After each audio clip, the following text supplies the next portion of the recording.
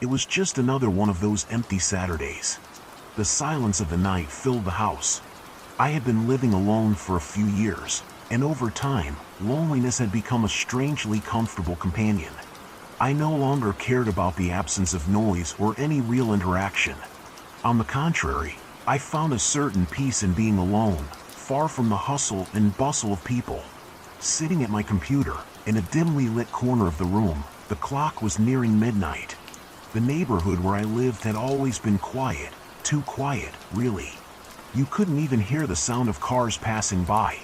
The lights in the neighboring houses had been off for hours, and I knew everyone around here was already asleep, while I, once again, dove into the dark web's shadowy universe.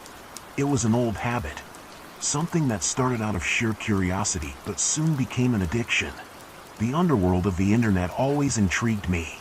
The hidden layers, the dark secrets, the shadowy corners where rules didn't exist.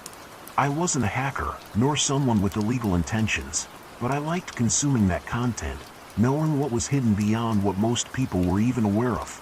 The truth is, over time, this habit became a way to fill the void. You know, some people have regular hobbies, watching series, collecting things, reading books. I found my escape in the depths of the web, browsing bizarre forums and strange ads. For me, it was almost like opening a window into another world, a world that only existed for those who knew where to look. That night, I was looking for something new.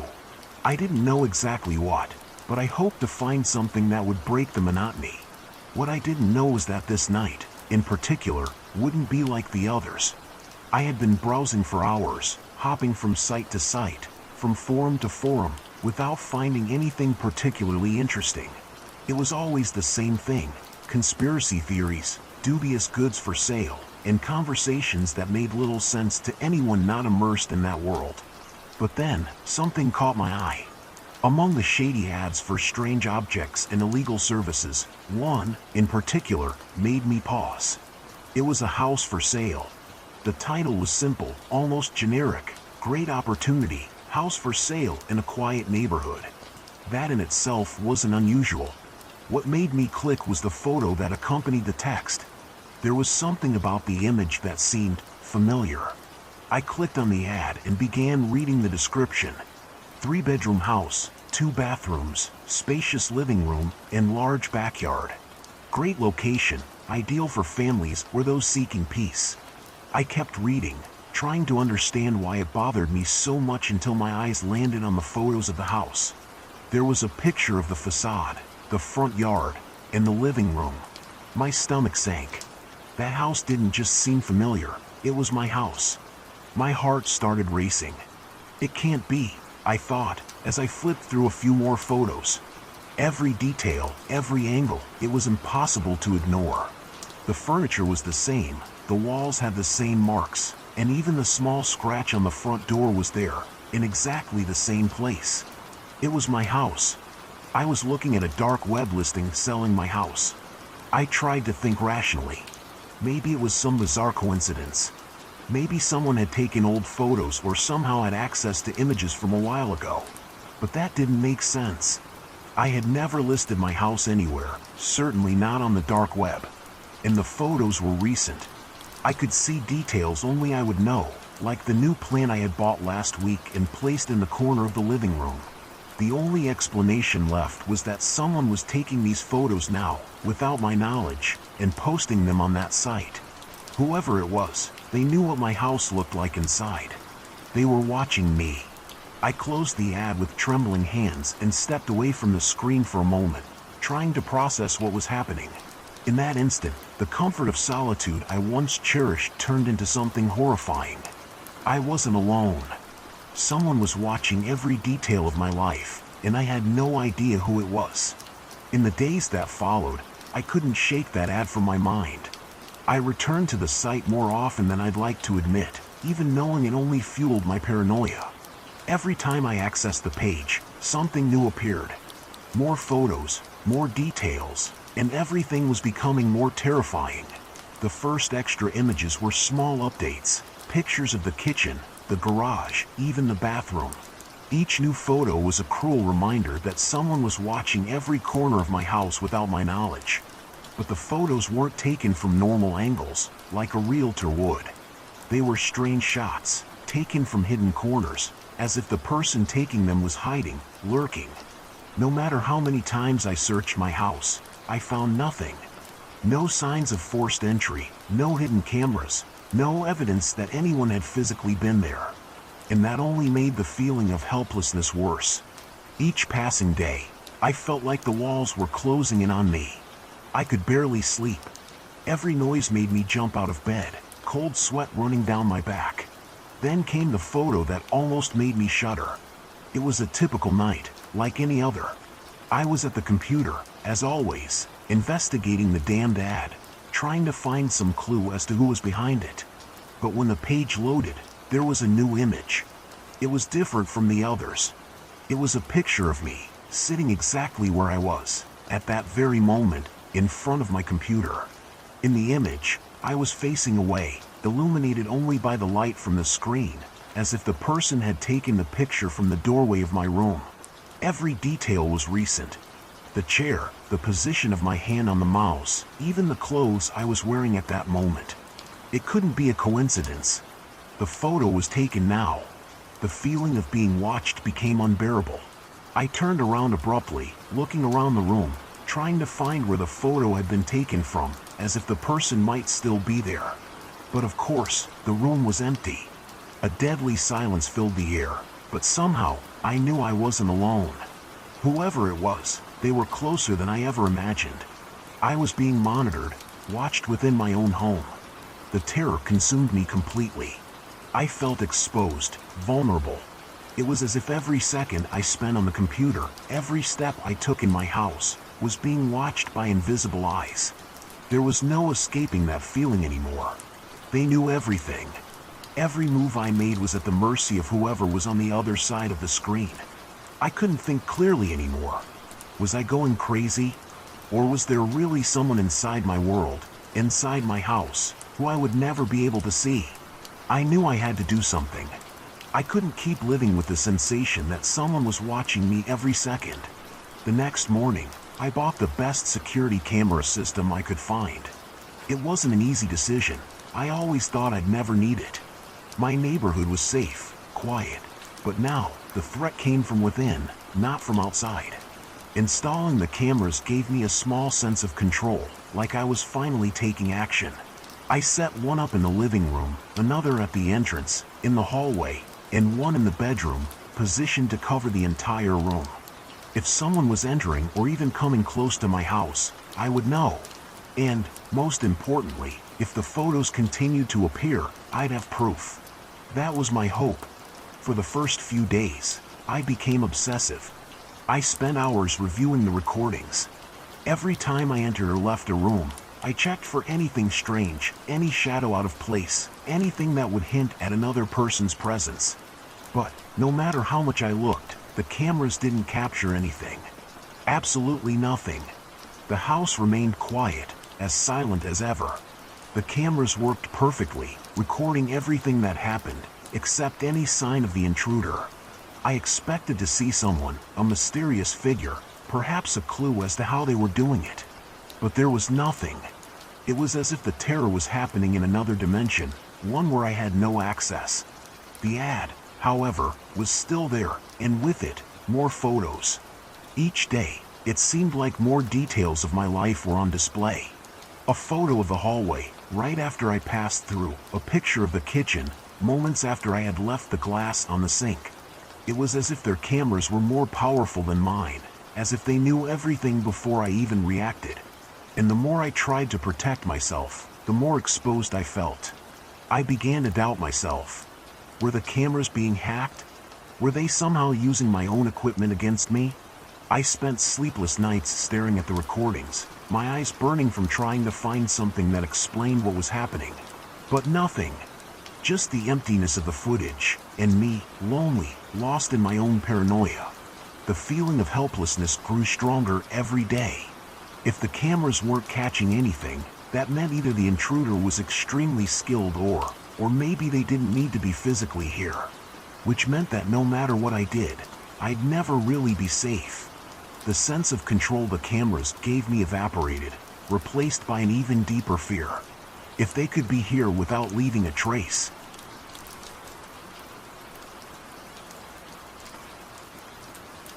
You know those nights when the silence feels so heavy it seems to fill the air with an invisible presence?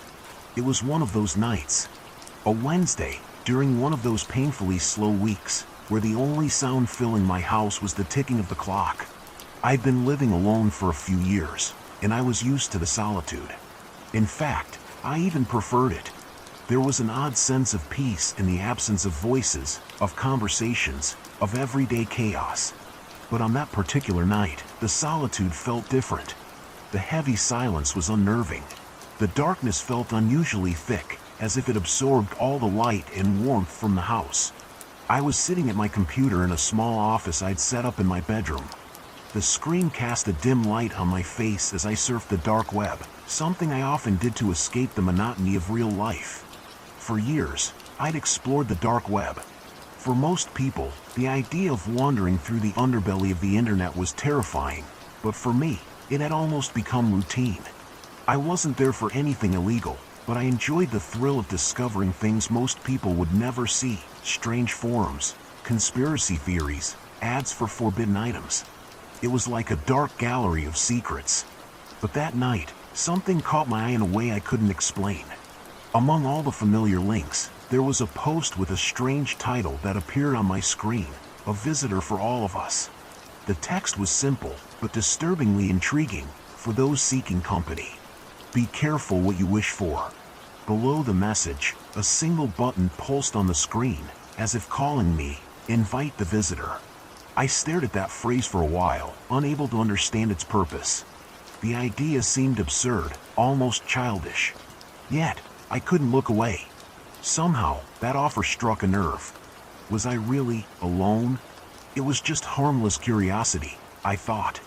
And before I realized it, my finger had already pressed the button. The screen flickered once, then again. A new message appeared: "The visitor will come soon. He already knows where you are." And suddenly, the browser closed on its own. I chuckled, feeling like a complete idiot. It was obvious that this was just a scare tactic meant for beginners or the unsuspecting. But as the minutes passed, a slight unease began to build. The darkness felt even deeper, and the faint sounds around the house started to seem louder, closer. I decided it was time to call it a night. I stood up, stretched, and got ready to turn off the lights. But as I turned off the computer, an inexplicable feeling of being watched settled over me. It was as if someone was there with me, standing behind me, waiting. I shook my head, trying to shake off the feeling. I went to the bathroom to brush my teeth, trying to distract myself. But soon, I heard a low, barely perceptible sound. It sounded like breathing. I turned off the faucet, and the sound stopped. I convinced myself it was just my mind playing tricks on me. After all, I was alone at home, like always. The paranoia was only getting to me after that silly joke. I returned to the bedroom and turned off the lights. I lay down, closed my eyes, and took a deep breath, trying to calm my thoughts. But the silence was quickly broken. A dull sound echoed down the hallway, a sound like wood creaking, as if someone were walking across the floor in my living room. I opened my eyes and sat up in bed. Each step I heard made my fear grow. It was too late for it to be a neighbor from the building, and I was sure I had locked the door. Who could be there? I tried to calm my breathing, but the sound persisted, growing louder and closer, as if it were coming towards me. I wanted to believe it was some natural noise, perhaps the house settling, but I had never heard anything like this. And then, I realized each step was followed by a pause, as if the person was stopping to listen, to make sure I was also hearing them.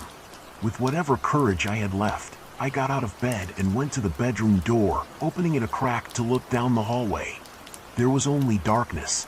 Silently, I closed the door and backed away, trying to think rationally. Maybe it was best to call someone. But when I went to grab my phone, there was no signal. Then, I heard something even more unsettling: a low, deep laugh, muffled, almost as if it were hidden behind the walls, watching.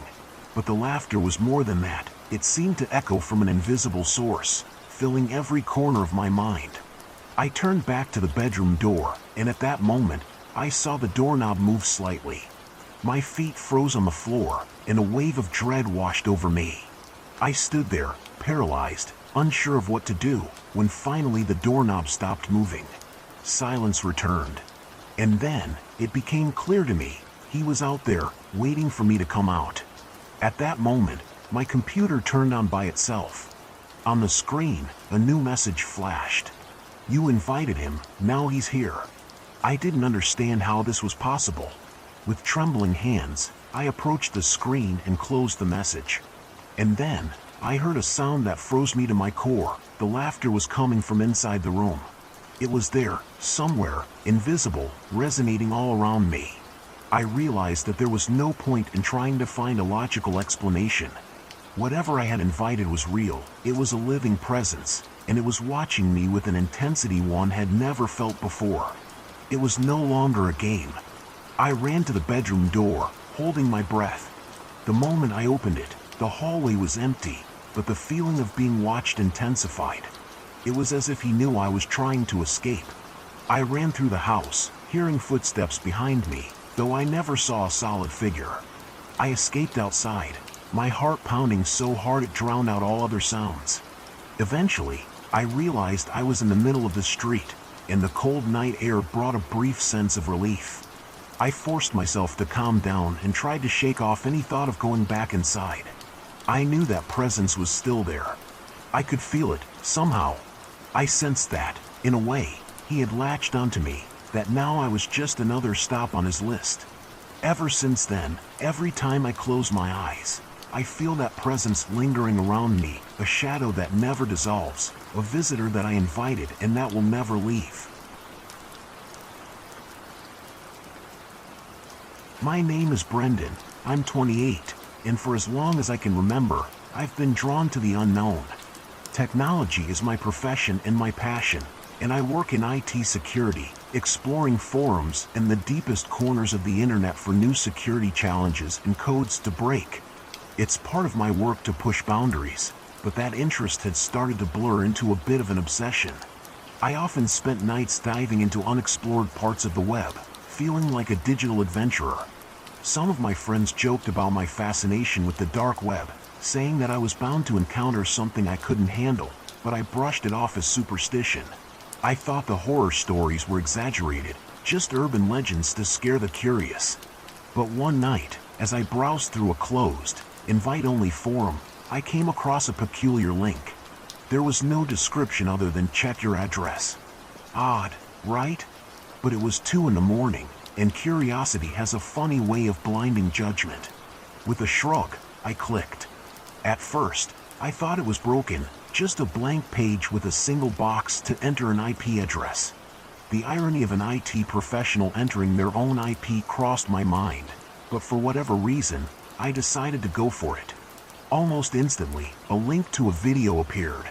I clicked, expecting to see some prank or harmless clip, but what showed up on the screen froze me in place. It was my living room.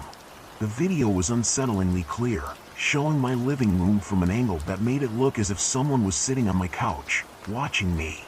The wall clock in the background showed that this had been recorded just a few hours earlier. My heart pounded as I looked around, scanning every inch of the room, but there was no sign of any camera. My stomach twisted as questions filled my mind. Had someone been here? Trying to shake off the rising fear, I went back to the site. A new button appeared below the video, search other locations. Maybe it was some kind of prank. I'd seen skilled hackers play elaborate tricks. But I couldn't shake the feeling of being watched. In my shaky state, I typed in the address of a friend nearby. To my horror, the site returned another video, this time showing her bedroom.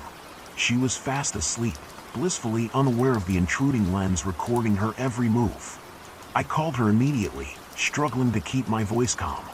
I asked if she'd noticed anything strange in her room, leaving out the details to avoid scaring her.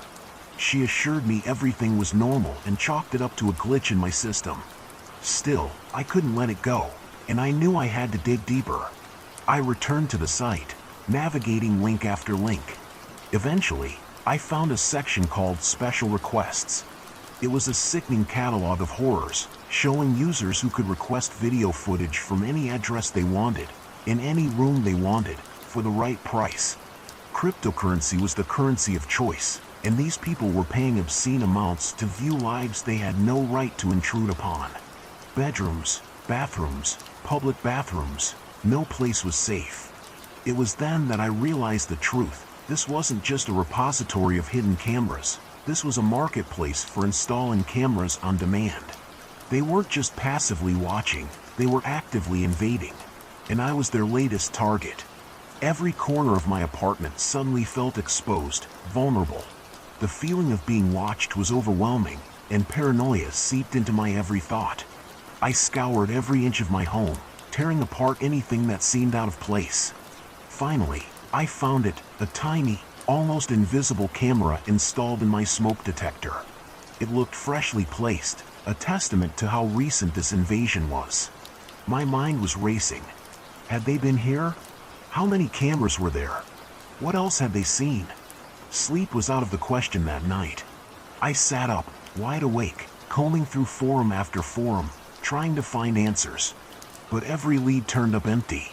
It felt like I was spiraling into a dark rabbit hole, with no way back up. Finally, at dawn, I decided to report it to the police. They listened, but their reaction was less than comforting.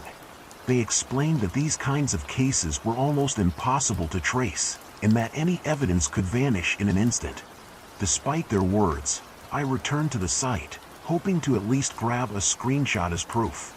But when I entered the URL, it was gone. It led nowhere, as if it had never existed. I rechecked the link a dozen times, convinced I'd made an error, but it was gone, erased without a trace. And the haunting realization hit me. They had covered their tracks. They knew someone was onto them, and they'd erased everything. In the following days, paranoia became my constant companion. Every creak, every flicker of light, every small noise felt like a reminder that I was never really alone. I changed my address, did my best to erase my online presence, and invested in the best security system I could find. But nothing erased the feeling of exposure. Even now, months later, every time I see a security camera, a chill runs down my spine. I can't shake the feeling that they're still out there, watching, just waiting for me to slip up, to be vulnerable once more. The terrifying thing is knowing that even in the safety of my own home, there are eyes that might be looking, waiting to intrude again.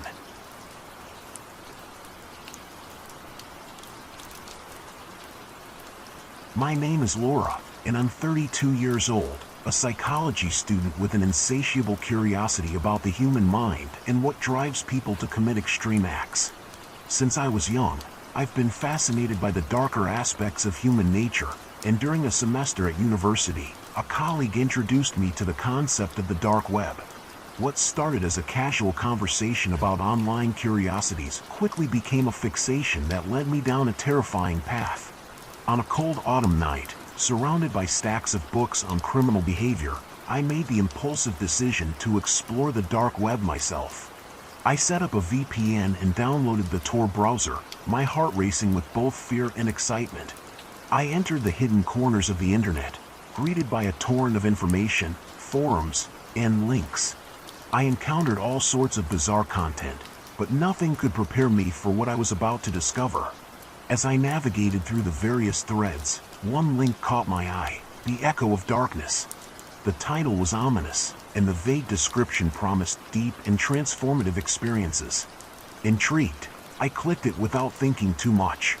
The page loaded slowly, revealing a stark black screen with a single button that read Start. Overcome with curiosity, I pressed it. What followed was an experience that would haunt me for the rest of my life. A deep, resonant voice began to speak, articulating humanity's deepest fears and desires with chilling clarity. The images on the screen were disturbing, contorted faces of people in agony, flashes of crime scenes, and moments of sheer despair. The visuals were so raw and real that I felt trapped, unable to look away. As the voice continued, it posed a series of questions that struck me to my core. What do you fear? What would you do to survive? These questions echoed in my mind, amplifying my dread. It felt as though I was being drawn into a void of darkness. The tone shifted, becoming more sinister as the voice asked, "Will you join us?" I felt a chill run down my spine. This wasn't just a virtual experience anymore. It was an invitation to something darker, and I was terrified. A countdown timer suddenly appeared on the screen, ominously ticking down from 10 minutes. Panic surged within me. I knew I should close the window and forget this ever happened, but my curiosity battled with my instincts. With the seconds slipping away, I resolved to escape the nightmare. I clicked to close the window, but my computer became unresponsive, as if some invisible force was holding it hostage. The countdown reached 0, and the message on the screen changed. "Welcome to the Echo. Your journey begins now." My heart raced as I forcefully shut down my computer, feeling like I had narrowly escaped something monstrous. The days that followed were a blur of paranoia and fear. I tried to forget the experience, but the feeling of being watched permeated every moment of my life. Small things began to unsettle me: creaks in the house, shadows flitting just beyond my vision, and an inexplicable sense that I was not alone. My once peaceful home transformed into a prison of anxiety. One evening, while returning from class, I received a text message that made my blood run cold. It was an image, dark and distorted, of me, taken from a distance. The timestamp indicated it had been captured mere moments earlier, right outside my apartment building. I couldn't fathom how someone could have been watching me so closely. My heart pounded in my chest as I realized I had become the subject of someone's twisted interest. Desperate for help, I decided to go to the police. However, when I explained my situation, they dismissed my concerns.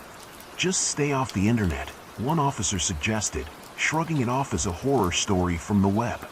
I felt helpless, as though I was shouting into a void, and the only answer I received was silence.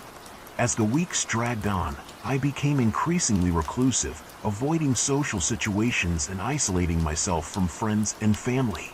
I stopped going out at night and ignored calls from friends who were worried about my sudden change in behavior. Each time I caught a glimpse of a shadow or heard a strange noise, my mind spiraled into darkness, imagining the worst. Then, I received another message. This one was more sinister. It simply read, "We see you." I stared at my phone, paralyzed with fear. It felt like a threat, a declaration of my powerlessness.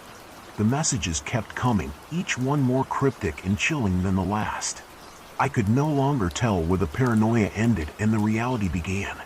Finally, one night, I resolved to confront my fears.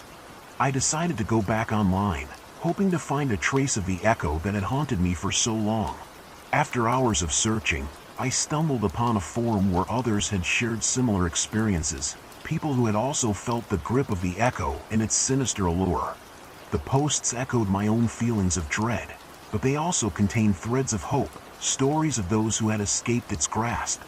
Despite the encouragement, I felt trapped in a web of fear and manipulation.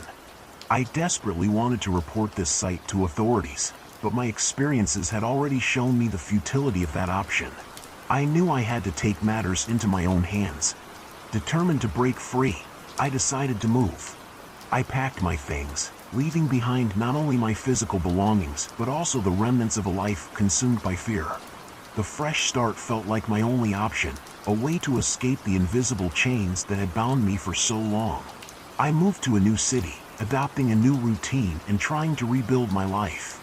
But even in this new place, I couldn't shake the feeling that I was being watched. Years have passed since that fateful night, but the scars remain. I live with the constant awareness that the dark web holds secrets far darker than I ever imagined. Each time I pass a security camera, I'm reminded of the echo that still reverberates within me, a chilling reminder that some doors should never be opened. The darkness lingers, whispering threats that are both unseen and unfelt, and I can't help but feel that the echo is still out there, waiting for me to slip up. As I reflect on my journey, I understand that curiosity can lead us down paths that are better left unexplored. The dark web is not just a curiosity, It's a labyrinth filled with terrors that can ensnare anyone who dares to enter. And for those who find themselves caught in its grasp, escaping may be the only way to survive.